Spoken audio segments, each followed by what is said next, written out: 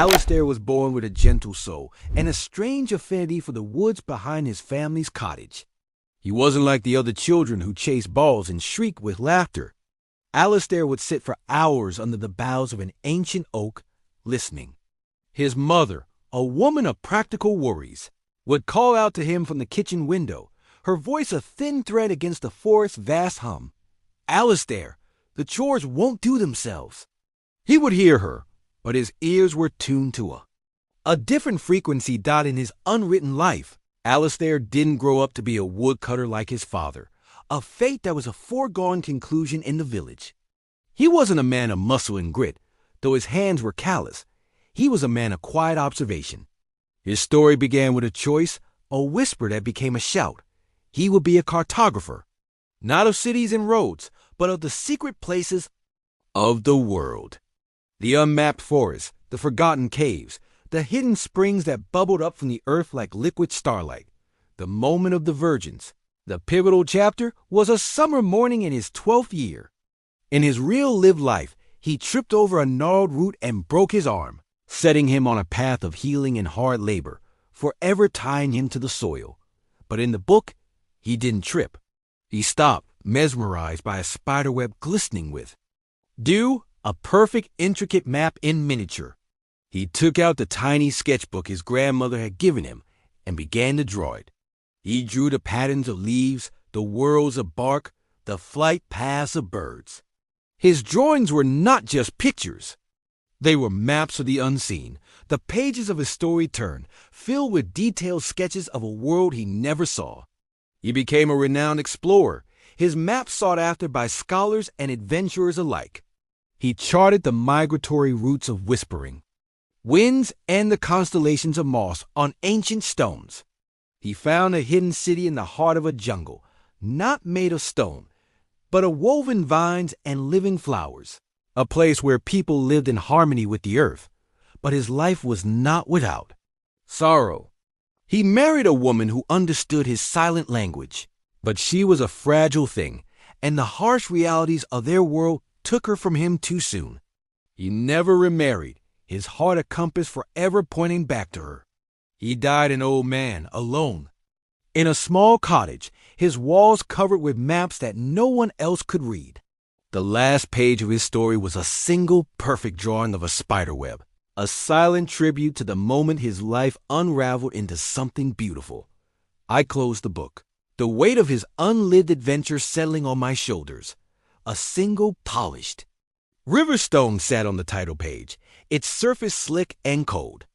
It wasn't there before. A recurring detail, a small token left by the library to mark the passage of a soul. I placed the stone in my pocket, the cold familiar weight a small comfort. The next life was bound in soft, faded linen, the color of a summer sky at dusk. It told the story of a girl named Lyra. She was born in a dusty town far from any ocean, her world a palette of ochre and brown. But Lyra, from the moment she could speak, would tell people about the great blue song that she heard in her dreams. The rhythmic pull and push of waves, the sharp cry of gulls.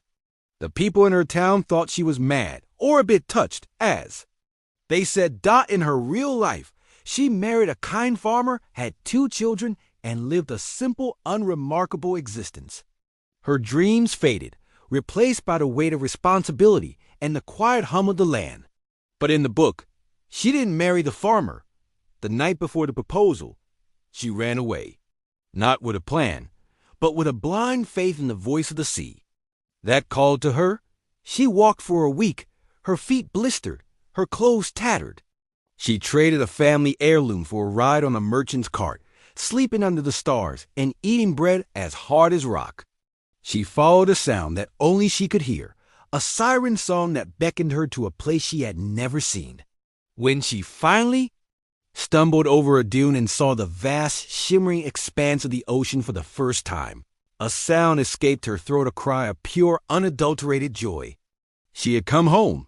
Lyra became a fisherwoman, learning to read the currents and the language of the winds. Her hands, which should have been stained with soil, became calloused by ropes and salt. She lived in a small hut on the shore, her only companion the constant roar of the waves. She never found a man who understood her love for the sea, never. Had children who would carry her name. Her love was too large, too wild for one person. It was for the great blue expanse, for the salt spray on her face, for the storms that raged in the dark night. Her story ended with her on a small boat, sailing out into a storm that everyone else avoided. The pages of the book became a swirling canvas of black and gray, a tempest captured in ink. Her unwritten death was as wild and free as her unwritten life. When I closed Lyra's book, a single smooth piece of sea glass, the color of a stormy sky, lay on the cover. I picked it up. Its cold, slick surface, a stark contrast to the warmth of my hand. The weight in my pocket grew. The next book was heavy, bound in dark, polished wood, the kind used for clock cases. It was the story of a boy named Silas, the son of a master clockmaker.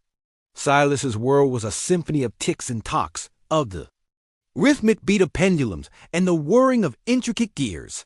From a young age, his father trained him to take over the family business. He had a natural talent, his fingers nimble and sure. In his real life, Silas became a master clockmaker, just like his father. He was celebrated for his precision, his clocks a marvel of engineering. He married a woman who smelled of cinnamon and lived a peaceful, prosperous life. He was a good man, loved and respected, but in the book, he didn't follow that path. The pivotal moment was a single misplaced gear. His father had told him to use the brass one, but a strange iridescent silver gear caught his eye. It was flawed, warped, useless for a clock. But Silas, entranced by its strange, broken beauty, kept it. He didn't use the brass one. He didn't finish the clock. The pages that followed were not about time, but about what happens when time breaks. Silas became a collector of broken things. He gathered discarded gears, cracked lenses, and shattered music boxes. He didn't fix them. He reassembled them into impossible, beautiful sculptures that told a story of chaos and entropy. He created a mechanical flower that bloomed for a single fleeting second before its petals fell away. He built a machine that made the sound of a memory of bell ringing in an empty square. He was a mad genius, an artist of the broken and the unfixable. He lived a life of poverty and ridicule, his strange creations a source of amusement and sometimes fear for the villagers. But his hands, which should have been shaping brass and gold, were making art out of ruin. His unwritten life was a testament to the beauty of failure. When I closed his book, a small silver gear, slightly warped, sat on the cover. I added it to my pocket, the jumble of objects now growing into a familiar weight.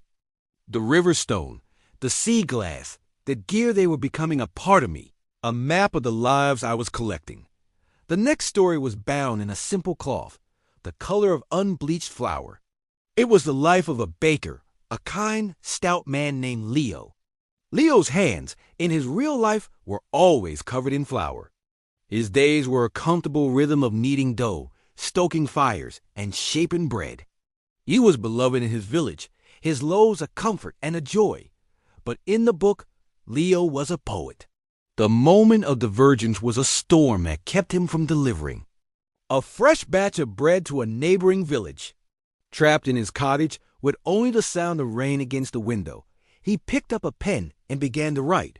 He wrote about the silence of the dough rising, the gentle heat of the oven, the joy of a perfect loaf. His words were as simple and as true as his bread. He never sold his poems. He never showed them to anyone. He just wrote. His unwritten life was a quiet, secret thing. His hands, though still covered in flour, were now also stained with ink. He would write on the back of old invoices, on the margins of recipes. His poems were a hidden part of him, a secret garden in the midst of his flour-dusted life. His unwritten life was about a secret, a passion kept hidden. The story ended with him, an old man, looking out at the rain from his small cottage. He was still a baker, still a kind, beloved man. But his unwritten life was a world of words, a silent song he sang only to himself. His unwritten life was the one he lived when no one was watching. When I closed the book, A small, smooth piece of wood, the size and shape of a baker's thumb, lay on the cover. I slipped it into my pocket, the growing collection of objects a heavy, silent chorus.